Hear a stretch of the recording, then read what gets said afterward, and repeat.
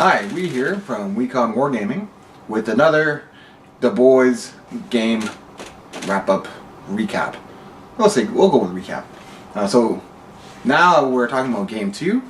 Game 2 was against Mike V from the Wobbly Modellers. He was running a Seraphon list. Now, unfortunately, he didn't actually have a copy of his list, so I'm gonna have to go based on memory. And what I can recall is that he was another Seraphon player. So if you watch my Game 1 video, I played against a Seraphon list, and I tabled him basically by the end of 2, or he tapped at the end of 2, beginning of 3, and I was like, okay, well, another Seraphon list. But this one, you know, he went 20-0 as well, so obviously he must have done something well. So I'll try to go off with the list off the top of my head. It was a Thunderquake battalion, I believe, and he had Lord Croak, 2 Bastiladons, 3 units of 10 skanks, whatever that guy's calling, I think it's the Engine of the Gods, and some character that gave plus 8 inches range to spells. I don't know what it was. And a Bellwind Vortex. And the mission we were playing is Total Conquest. So that's the funky one with like the stairs, like where it goes up and up.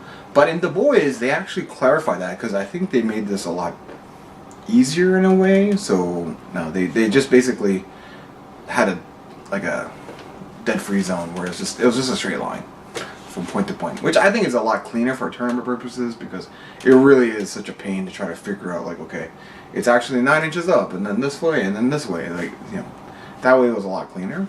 Well, the other thing is the table that we're on is pretty funky. Like, if you look at the video, you'll notice to the right hand side there's this like elevated like island type thing.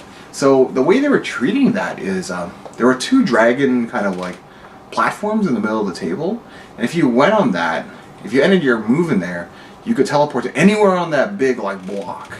And essentially, if there's objectives or something underneath that, it would count. It wouldn't count the vertical distance, but it would count vertical distance if you were to try to move up without using the teleport. Up only, but down, if you wanted to get off of that, you just have to run off and then you somehow get off. So I don't know how they don't just die, but anyways, it's a little funky, like the terrain that you see, and ultimately didn't really ended up needing it. So the way the game went, essentially I just lined up everything, and he takes first turn because I think he's like 1 or 2 drops. My list is minimum 7 drops, could be more. So he chose to go first. The Slan went on to his Bellwind Vortex. I think he got it like 2 rerolls on his whatever ability that allows him to get rerolls. And what happened is basically he cast some spell that does like D3 mortal wounds to every unit within X range. Now normally the range is 3d6, 3 times d6, which is you know, on average what, like 10, you know, 11. So that's not too bad, but when you add the Bellwind Vortex, and then you add a plus 8, and then, you know, we actually had a discussion about whether or not the doubling happens before or after the plus 8, and so I'm not too familiar with it, and I was just like, okay, let's just get it going. So I was like, okay, fine, double it after the plus 8. Now, in retrospect, should I probably have like called a TO and asked? Probably. Or should I have looked it up myself? Probably.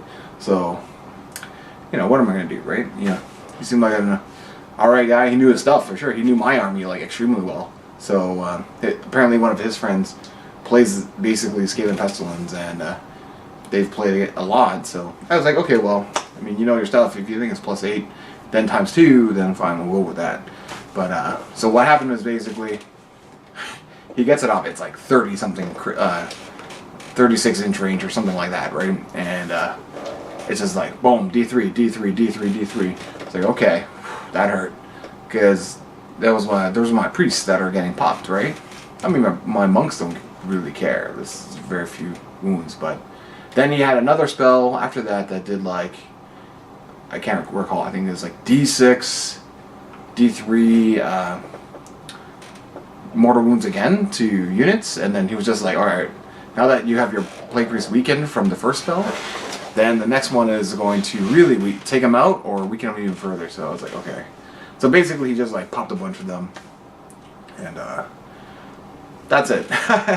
I'd say that like I ended up tapping in game 2 because I couldn't get close enough to him.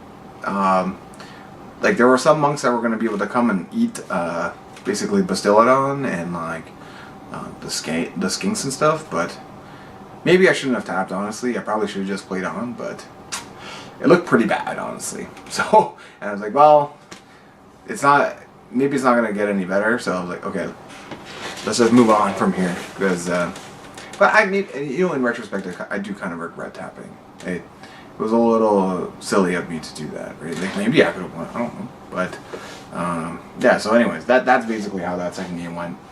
Not the greatest performance, and certainly, I'm going to have to check that FAQ, because if there's definitely something that says something about doubling then +8, then that's the way it is, or maybe there's an FAQ that says there is no doubling at all, you know?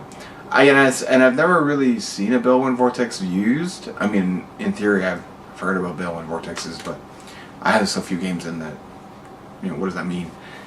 The Balewind Vortex is nasty stuff, and I can see why some TOs ban it. I mean, it's up to them on what is their tournament, right? If they want to ban it, but that's kind of my thoughts on it. The mission is fine, I think.